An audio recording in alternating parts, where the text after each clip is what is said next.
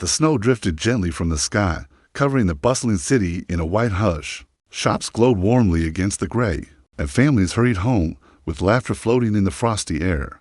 Yet amid this scene of seasonal beauty, there was one image that pierced the heart like a blade. On a lonely bench near the shopping district sat a young woman, still as stone. Her coat was too thin to shield her from the bitter cold. In her arms, a baby slept wrapped in a frayed blanket, his tiny breath forming faint clouds. Snowflakes gathered in the woman's hair as she stared blankly ahead, her face pale with exhaustion. Not far away, a little girl clung to her father's gloved hand. With wide, innocent eyes she looked up and whispered softly, "Papa, why is that lady sleeping outside?" Those simple words carried a weight strong enough to stop her father in his tracks. The man was Adrian Blake, a successful entrepreneur admired throughout the city for his real estate empire. To the outside world, he seemed untouchable, a man with power, wealth, and endless respect. Yet beneath his polished exterior was a father, still stumbling through the journey of raising his daughter alone. His wife had passed unexpectedly years earlier, leaving Adrian with his little girl, Sophia. Since then, he had thrown his heart into two things, his business and his daughter. But no amount of success could erase the loneliness at home, or the weight of responsibilities he often felt unprepared for. Sophia, however, had a gift her father lacked. She saw people, really saw them, their quiet suffering, their hidden needs. While Adrian hurried through meetings and deadlines, Sophia's young eyes caught the details he often overlooked. That snowy evening, it was Sophia who noticed the fragile figure on the bench first. To Adrian, she might have been just another shadow among the many who slipped through the cracks of city life. But to his daughter, she was someone who mattered. Kneeling down, Adrian studied the woman more closely. Her lips were tinged blue, her hands trembling even in sleep. The baby whimpered briefly before burrowing deeper into her arms. For a fleeting second, Adrian was transported back to when Sophia had been a newborn. He remembered the nights his late wife cradled her by the fireplace, the constant fear of not doing enough, the heaviness of responsibility pressing on his chest. Looking at this stranger now, he realized she was enduring all of that alone. And in the freezing cold, Adrian could have walked away. Many had. People passed with quick glances, some with pity, most with indifference. The city was full of busy lives to harden to stop. But Sophia's gentle question echoed in his mind again, insistent and impossible to ignore. And so, Adrian did not turn away. He knelt and touched the woman's arm gently. Her eyes fluttered open, heavy with exhaustion. Instinctively, she pulled the baby closer, fear flashing across her face, the fear of being scolded, pushed aside, or worse, losing the only fragile shelter she had. But Adrian did not judge. Instead, he extended his hand. Her name was Clara. Her story unraveled slowly as Adrian led her and the baby into a small cafe nearby, where warmth replaced the sting of winter air. With quiet words, Clara explained how life had unraveled for her.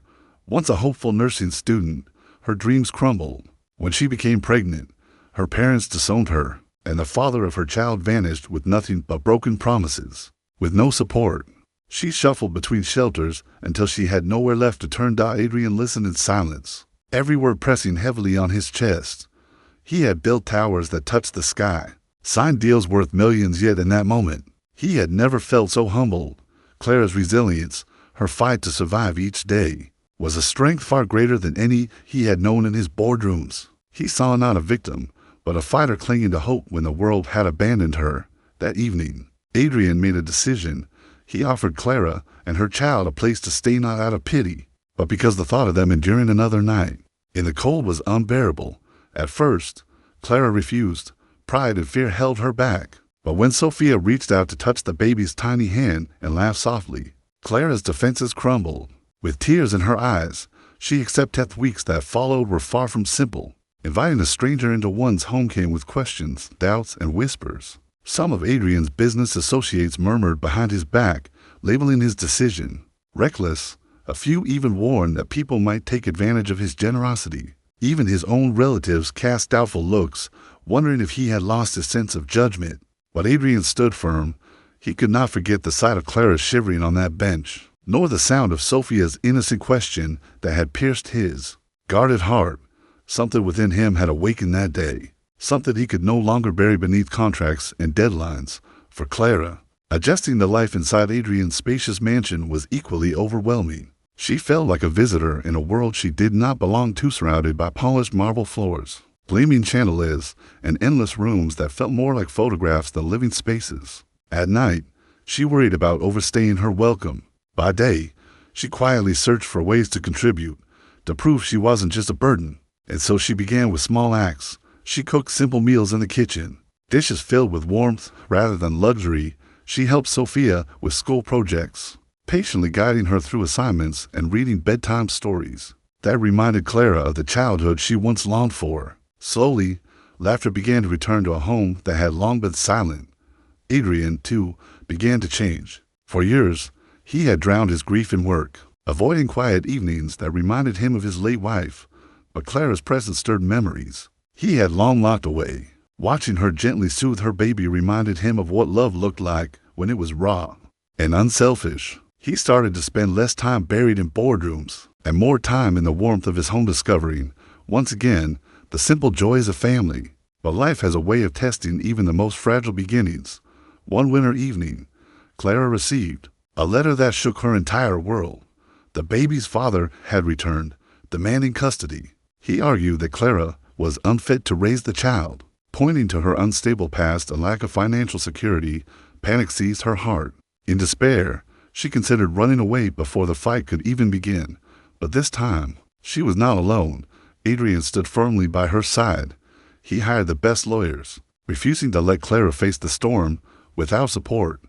He reminded her of the strength he had seen in her from the very beginning, of the courage she carried even when life had left her with nothing. "You are more than enough," he told her. "And your child deserves to grow up seeing the kind of love only you can give." The custody battle that followed was grueling.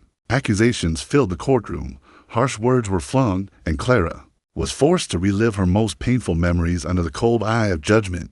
But through it all, Adrian was there, his hand steady on hers, his presence an anchor against the rising tide of fear. And in the end, truth shone brighter than lies. The judge saw Clara's devotion, the sacrifices she had made, and the undeniable bond she shared with her child. Full custody was granted to her. Tears streamed down her face as relief finally washed away years of dread. Adrian squeezed her hand, silently promising that she would never have to face life's storms alone again. From that day forward, their lives were no longer connected by chance, but by choice. What had begun as a single act of compassion grew into a journey of healing, trust, and quiet transformation. Adrian found himself rediscovering the meaning of wealth not in towering buildings or bank accounts, but in the lives he chose to touch. For so long, he had believed success meant control, expansion, and accolades. But Clara and her child showed him a richer kind of abundance, the laughter of family dinners, the warmth of bedtime stories, the peace of knowing you had given someone a safe place to belong. Clara, once weighed down by rejection and abandonment, began to see herself differently in Adrian's home. She was no longer the girl who had lost everything. She was a mother with strength, resilience, and dreams worth reclaiming. With Sophia's endless curiosity and Adrian's steady support, she found the courage to start studying again, inching closer to her old dream of becoming a nurse. And Sophia, the little girl whose innocent question had changed everything, grew up seeing firsthand the power of kindness. She learned that the world could be hard, but that compassion could cut through even the deepest shadows. Her simple act of noticing a stranger on a snowy night had rippled outward, reshaping not just one life, but three. As seasons shifted, so did the rhythm of their days. Adrian was no longer just a powerful businessman admired from afar. He became a man who chose love over pride, family over loneliness. Clara was no longer a struggling mother on a cold bench. She was a woman who had been given a second chance to rise, to dream, to live fully again. And Sophia remained the bridge that had brought two broken souls together, reminding them both that sometimes the smallest voices carry the greatest wisdom. Because sometimes all it takes to change a life is to stop, listen, and choose not to walk away.